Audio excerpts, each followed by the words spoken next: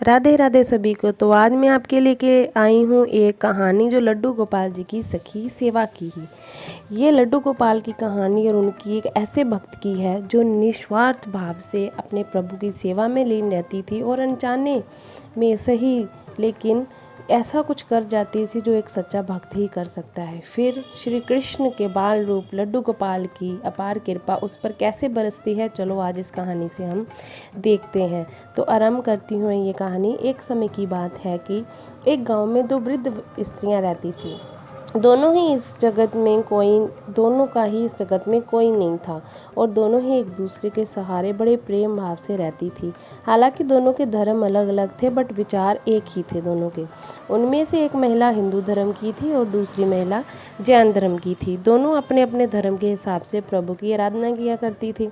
उनमें से हिंदू धर्म की महिला थी, उसने अपने घर में मंदिर में श्री कृष्ण के बाल स्वरूप लड्डू गोपाल को बड़े प्रेम भाव से विराजित किया हुआ था और उन्हें प्रतिदिन एक बालक के भांति प्रातः काल नहला धुलाकर सुंदर वस्त्र आभूषण आदि पहनाकर तैयार करती थी। वह उन्हें एक बालक के समान ही मानती थी, इसलिए जब कहीं बाहर जाती थी तो आते टाइम उनके लिए फल और खिलौने लेके आती थी और बड़े प्रेम पूर्वक से उनको भोग लगाती थी। इसी तरह में दोनों महिलाएं एक दूसरे के सहयोग में से अपना सुखद जीवन व्यतीत कर रही थी और दोनों जब पाठ पूजा एवं सभी कर्मों से मुक्त होती तो बचा हुआ समय एक दूसरे के सुख दुख में बांटने में व्यतीत करती थी। अब एक समय आया जब हिंदू उनको तीर्थ यात्रा पे जाने का अवसर मिला। तो कुछ समय बीतने के बाद श्रावण मास में हिंदू महिला को तीर्थ यात्रा पर जाने का जब अवसर मिला तब उसने अपनी अप्रिय जैन धर्म की महिला को अपने साथ जाने के लिए कहा, बट उसने मना कर दिया क्योंकि वो वृद्ध अवस्था में थी और उसने बोला कि मेरे जाने से आपके वहाँ पे भी विघ्न पड़ेगा तो आप चले जाओ। इसलिए उसने जाने से मना कर दिया और कहा कि आप वहाँ चले जाओ, नहीं तो मेरे जाने से आपको परेशानी होगी। तब वो हिंदू महिला उदास मन में यात्रा पर अकेले ही जाने के लिए तैयार हो गई और जाते वक्त उसने उस जैन महिला से कहा, सखी, एक माह के लिए तीर्थ यात्रा पर जा रही हूँ। मेरी इरादे है कि आप श्री कृष्ण बाल स्वरूप लड्डू गोपाल का ध्यान रखना, उन्हें एक बालक भांति की तैयार करना और उनसे स्नेह करना, प्रतिदिन स्नान आदि कराकर सुंदर वस्त्राभूषण पहनाकर भोग लगाना। उसे जैन महिला ने सब बातें सुनी और बोली कि हाँ सखी, तुम चिंता मुक्त होकर तीर्थ यात्रा पर जाओ, मैं तुम्हारे लड्डू गोपाल की भली भांति ध्यान रखूंगी। इतनी सब बातें बताकर वह महिला तीर्थ यात्रा को निकल गई और जैन महिला ने सारा कार्यभार अपने कंधे पर ले लिया और बड़े उत्साह और उमंग सुबह उठकर खुद नित्य कर्मों में निवृत्त होकर लड्डू गोपाल के स्नान की तैयारी में लग गई। उसके बाद जब वो लड्डू गोपाल को नहलाने लगी तो वह उस महिला की नज़र लड्डू गोपाल के पाँव की तरफ पड़ी तो वह दंग रह गई क्योंकि उनके पैर मुड़े हुए थे। उसे लगा कि उसकी वजह से उनके पाँव टेढ़े हो गए हैं। इसका मुख्य कारण था कि उस महिला ने जब भी उन्हें लड्डू गोपाल को देखा था वस्त्रों और भूषणों से सुसज्जित देखा था और वह इस बात से अनभिज्ञ थी कि लड्डू गोपाल घुटनों के बल पर बैठे हुए थे, उनका बाल स्वरूप ही ऐसा है। वह बहुत परेशान हो गई और सोचने लगी कि मैं अपनी सखी से क्या कहूँगी। इसने इतने विश्वास के साथ मुझे ये जिम्मेवारी दी थी और मैंने लड्डू गोपाल की देखभाल सही नहीं की। ये सब सोचकर वह चिंतित में बैठ गई कि उसे याद आया कि उसकी सखी ने कहा था कि लड्डू गोपाल सिर्फ एक प्रतिमा नहीं बल्कि जीवित होते हैं। बस फिर क्या था, उसने निश्चित किया कि एक प्रतिदिन उनके पैरों की मालिश करेगी और एक दिन में कई बार ऐसा ही करने लगी।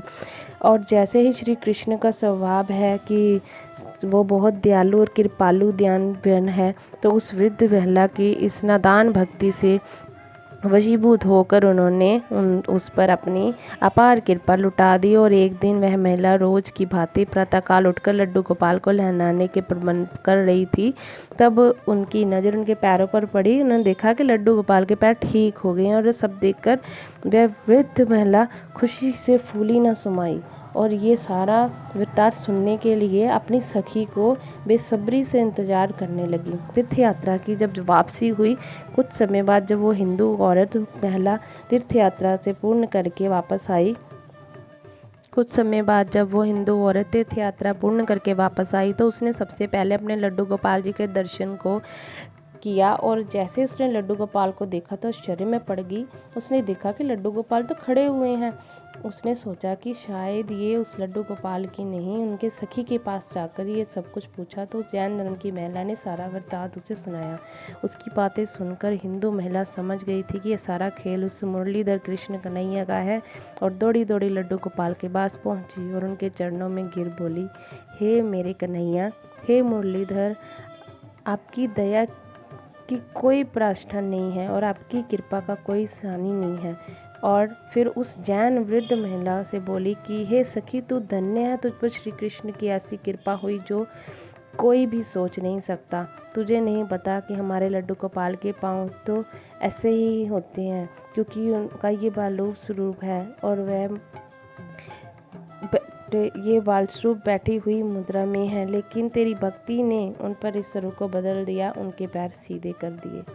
तो हमारे लड्डू गोपाल हैं वो भाव के भूखे हैं, सबको जैसे पता है। ये इसको सुनने के बाद मेरी आंखों में इतने पानी आया था। तो ये है हमारे लड्डू गोपाल जी की एक छोटी सी कहानी जो उन्होंने, वैसे तो उनके बहुत ही ऐसी होती हैं लीलाएं जो हम वर्णन नहीं कर सकते, बट ये एक छोटी सी लीला जो मैंने आपके साथ शेयर की। अगर आपको अच्छी लगी please like share and comment Radhe Radhe ज़रूर करना। आपकी मोटिवेशन मिलती है मुझे कि मैं आपको इस टाइप से और वीडियोस बना के दूँ, उनकी लीलाएं आपके साथ शेयर करूँ। तो मैं कल एक और आपके साथ इनकी एक और लीला शेयर करूँगी। तो प्लीज़ मुझे, अगर आपको अच्छी लगी तो राधे राधे का कमेंट ज़रूर करना। राधे राधे।